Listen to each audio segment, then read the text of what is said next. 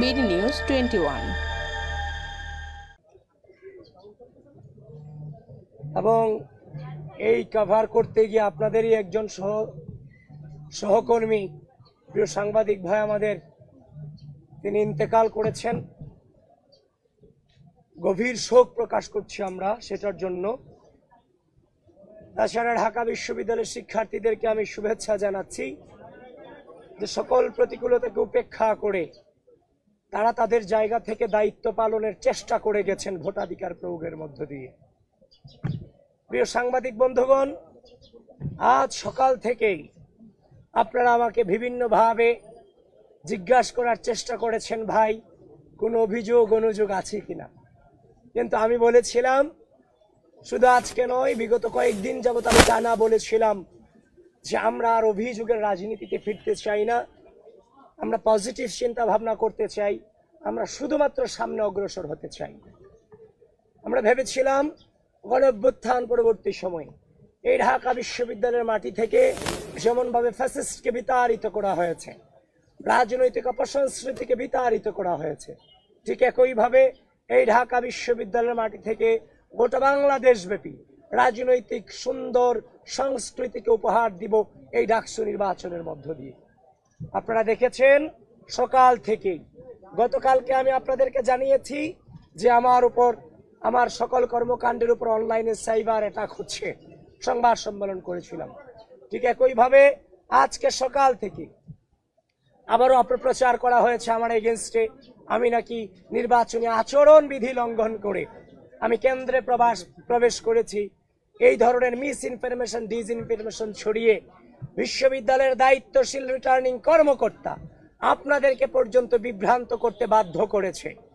আমি আপনাদেরকে সাধুবাদ জানাই। শেষ পর্যন্ত আপনারা গঠনতন্ত্র পড়ে এই অভিযোগ যে মিথ্যা সেটার স্বীকৃতি আপনারা দিয়েছেন, এজন্য আমি আপনাদেরকে সাধুবাদ জানাই।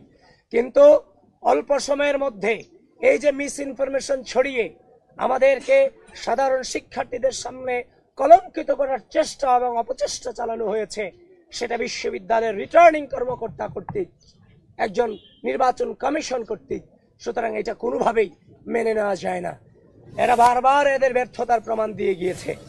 আপনি দেখেছেন আজ আমাদের নির্বাচনী গঠনতন্ত্রে আছে, আপনারা তো 2019 সালে ডাকসু নির্বাচন অনেকে কাভার করেছেন। এখানে ভিপিজিএস, এজিএস নাকি তাদের প্যানেলের তাদের ভোট কেন্দ্র পরিদর্শনের সুযোগ ছিল না? অবশ্যই ছিল। তাদের কি পরিচিতি কার্ড থেকে শুরু করে তাদের আলাদা একটা পরিচিতি ছিল না?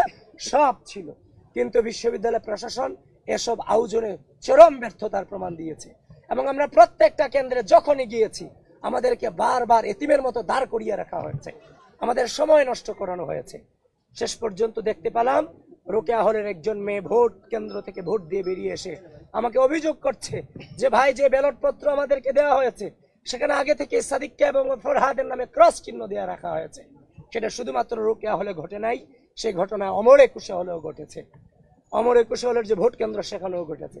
তখন আমি যখন দুটাই ইনভেস্টিগেশন করতে গেলাম, চিফ রিটার্নিং অফিসারের নির্দেশ ক্রমে আমি ভোট কেন্দ্রে প্রবেশ করলাম এবং তাদেরকে জিজ্ঞাসাবাদ যখন করলাম, জানার চেষ্টা করলাম, তারাও সেটা মেনে নিয়ে বললো এটা কিভাবে হয়েছে আমরা জানি না।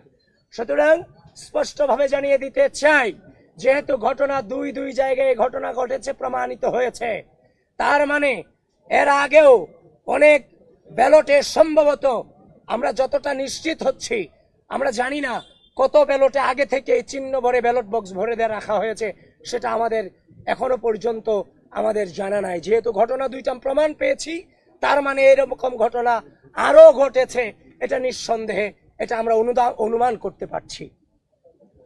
তো এখন কথা হচ্ছে, একদিকে এটা করে বেড়ালেন, নির্বাচনী কারচুপি করলেন, এখন নির্বাচনী কারচুপি করার পরে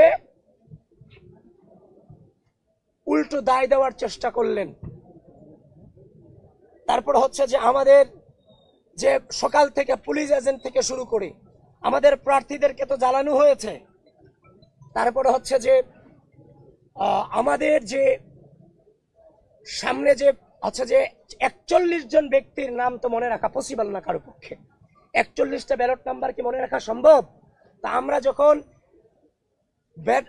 ভোট কেন্দ্রের 100 মিটার দূরত্ব থেকে যখন আমরা আমাদের যখন ব্যালট নম্বরগুলো দিচ্ছিলাম, এগুলো সকালে প্রত্যেকটা কেন্দ্রে কেন্দ্রে আমাদেরকে বাধা প্রদান করা হয়েছে, যেটা কোনোভাবেই মেনে নেওয়ার মতো নয়। তারপর হচ্ছে অমর একুশে হলের যে ঘটনায় আপনারা জানেন, একজন নির্বাচন কর্মকর্তাকে সেখানে বরখাস্ত পর্যন্ত করা হয়েছে। তারপর হচ্ছে যে আপনার বিশ্ববিদ্যালয়ে আমি যতক্ষণ পর্যন্ত ঘুরে দেখি বিভিন্ন ধরনের বহিরাগত ব্যক্তিদেরকে দেখা পেয়েছি। আমি আশ্চর্য হচ্ছি। কেউ বলছে কুড়িগ্রাম থেকে এসেছে, কেউ বলছে যে আমি এই এলাকার নেতা। আমি দেখেছি জামাতের অনেক নেতা পাশের নামে এই ঢাকা বিশ্ববিদ্যালয় আজকে সারাদিন ঘুরে বেরিয়েছে। তাহলে এই যে ঢাকা বিশ্ববিদ্যালয়ের ভিসি এবং প্রক্টর আমাদের পুলিং এজেন্ট দিতে গিয়ে আপনারা আমাদের সাথে নানান ধরনের প্রতারণা করেছেন। সেখানে নিরাপত্তা পাস নামে ঢাকা বিশ্ববিদ্যালয়ের বাইরে থেকে জামাত শিবিরের নেতা কর্মীদেরকে আপনারা ক্যাম্পাসে ঠাঁই দিয়েছেন। এটা কোনোভাবেই বরদাস্ত করার মতো ম্যাটার নয়।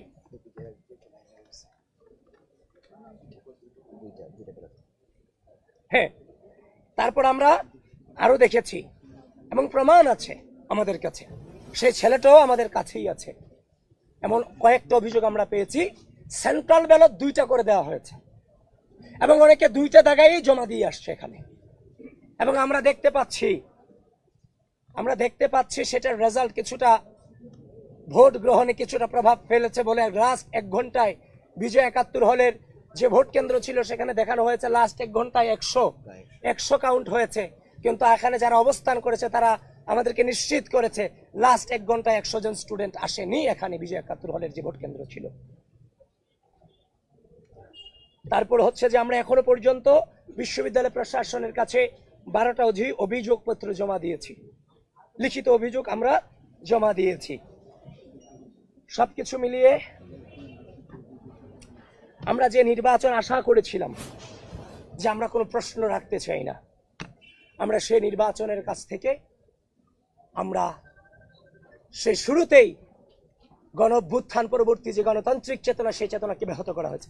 আপনি আশ্চর্য হবেন, সেই টিএসসিতে একজন ম্যাম, মুনামি ম্যাম, সহকারী প্রক্টর, তিনি আমাদের মেয়ে সূচনাকে পাঠ কক্ষ বিষয়ক সম্পাদক রুকেয়া হলের মুনামিকে বলেছে তোমার ছাত্রত্ব কিভাবে থাকে আমি তোমাকে দেখে দিব। ম্যাডামকে তো হিংস্র আচরণ করার প্রয়োজন ছিল না, এটা তো নির্বাচন। সে তার শুধুমাত্র আপনার হচ্ছে যে আমাদের যে ব্যালট নম্বরগুলো বিতরণ করার কারণে তাকে ছাত্রত্ব নিয়ে নেওয়ার হুমকি তিনি দিয়েছেন এবং খুব বাজে বিহেভ আমাদের সাথে করেছেন।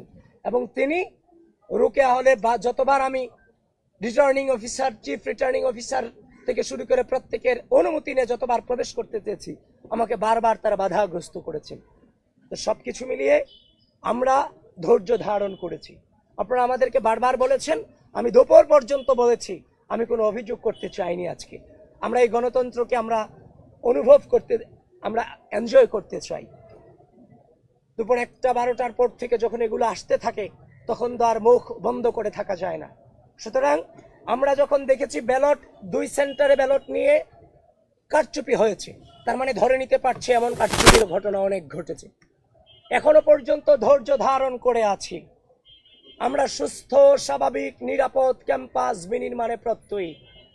কিন্তু স্পষ্টভাবে জানিয়ে দিতে চাই, যদি একইভাবে ভোট গণনাতে ম্যানিপুলেট করার বিন্দু পরিমাণ চেষ্টা করা হয় এবং যারা বাংলাদেশের স্বাধীনতা সার্বভৌমত্বকে বিশ্বাস করেন না, যারা এই ক্যাম্পাসের সাধারণ শিক্ষার্থীদের মত প্রকাশের স্বাধীনতাতে বিশ্বাস করেন না, যারা এই ক্যাম্পাসের সাধারণ শিক্ষার্থীদের মানবাধিকারে পূর্ব বিশ্বাস করেননি, এখনো করেন না, তারা যদি ভোট গণনার ম্যানিপুলেটের মধ্য দিয়ে যদি নির্বাচনী ফলাফলকে ব্যাহত করার বিন্দু পরিমাণ চেষ্টা করে, ঢাকা বিশ্ববিদ্যালয়ের সাধারণ শিক্ষার্থীরা সম্মিলিতভাবে তাদেরকে প্রতিরোধ করবে ইনশাআল্লাহ।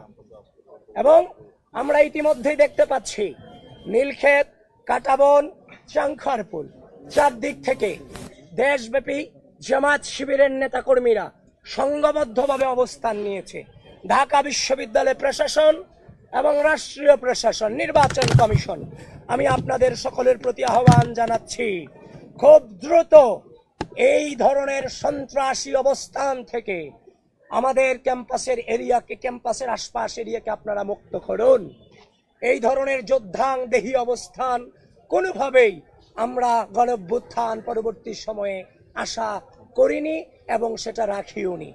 সুতরাং আশা রাখছি আপনারা সেই ব্যবস্থাগুলো আপনারা নেবেন।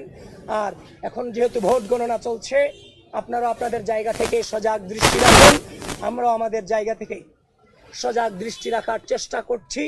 তবে বিশ্বাস করেন, এই নির্বাচন সুষ্ঠু, নিরপেক্ষ এবং গ্রহণযোগ্যভাবে যদি সত্যিকার অর্থে প্রতিফলিত হয়, তাহলে মনে রাখবেন বাংলাদেশ পন্থীদের ভূমিধস বিজয় অবশ্যম্ভাবী ইনশাআল্লাহ।